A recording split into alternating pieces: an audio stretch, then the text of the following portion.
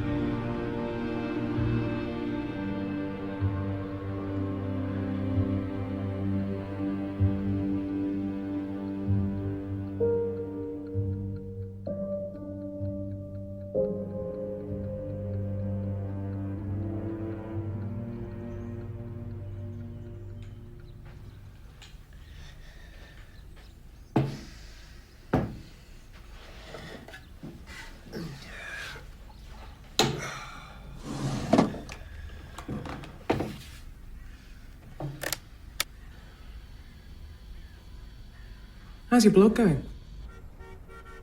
Yeah, good. Very good. You haven't written a word, have you? You just wrote still has trust issues. And you read my writing upside down. You see what I mean? John, you're a soldier. It's gonna take you a while to adjust to civilian life. And writing a blog about everything that happens to you will honestly help you. Nothing happens to me.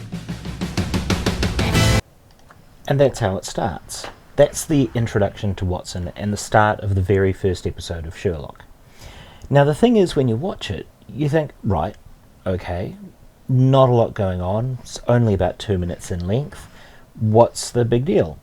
The thing is, you actually know an amazing amount about Watson by the end of that clip.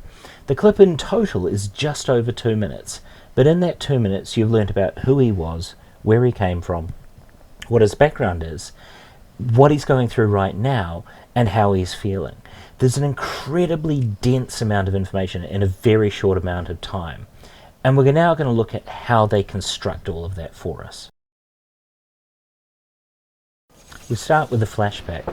It's obviously bright sunshine. We're obviously somewhere other than the UK. There's a war going on. We've immediately learnt that John is a soldier. We've learnt that he comes from a military background. We've learnt that he's involved in a war situation and things are clearly out of control. The camera work is shaky. The sound is loud. It's very, very jerky. He's disorientated. There's a lot of chaos and a lot of carnage going on. So whoever this person is, he's a soldier. We know that he's been through pain. We know he's been through trouble. Immediately after that, we see him wake up, panicking. He's woken up from a nightmare. Regains his breath, the music setting the tone, allowing us to see that this is something that he's gone through before. His reaction is one of, I've had a nightmare, I've recovered from the nightmare, I'm not there, I'm not in the war. And so you can see he's coming back to himself after the nightmare experience. This is clearly something that's happened to him over and over and over.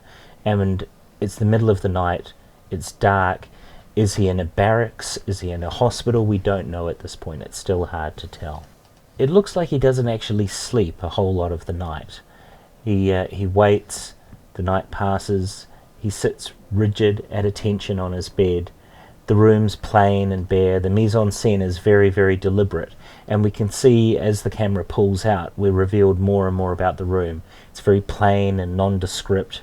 There's not a lot of detail going on in the room. We do notice the walking stick as it's revealed on the left-hand side. The room's very orderly, very tidy. He's clearly a military man. He's clearly structured in the way he works. He regains control of himself, and he waits for morning to come. Time passes. He didn't evaporate. That's him disappearing off the bed. It's now morning time. And we can see him limping over to the desk. His breakfast, the military breakfast, a piece of fruit and a cup of coffee. The cup, however, is an interesting giveaway. It's SAS, so he was a member of the Special Air Service. It's one of the Who Dares Wins cups. He was a member of the elite military forces. Probably Afghanistan? We don't know at this point. He settles down at the desk, ready for a day of whatever it is he's going to do. Gets out his diary, and then of course we see the gun. Now this is really interesting. If he's in a hospital, if he's in a barracks, why would he have a gun? This is a sign that John's depressed. This is a sign that he's considered suicide in the past. He opens up his laptop and we discover who he is. The personal blog of Dr. John Watson. Then we get the audio bridge through to the counselling session. How's your blog going? Yeah, good. Very good. He's lying. He's really obviously lying. The acting's really subtle here, in that the clearing of the throat, the looking evenly at her, and yet really obviously the physical discomfort as he admits that he's, oh yeah, he's working on it. But, it's the same voice that every student uses when they go, yeah, I'm working on my homework. We all know it's not true. You haven't written a word, have you? You just wrote still has trust issues. And you read my writing upside down. You see what I mean? We get another little insight into John's personality here. It's the first time we see him interacting with somebody. He's fast, he's witty, he can read writing upside down, he's obviously intelligent, and there's a wry sense of humour as well. John, you're a soldier.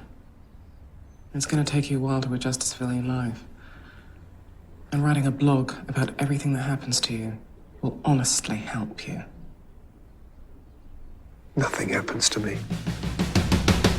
And so then we're off on the series, and we can see how it's going to play out.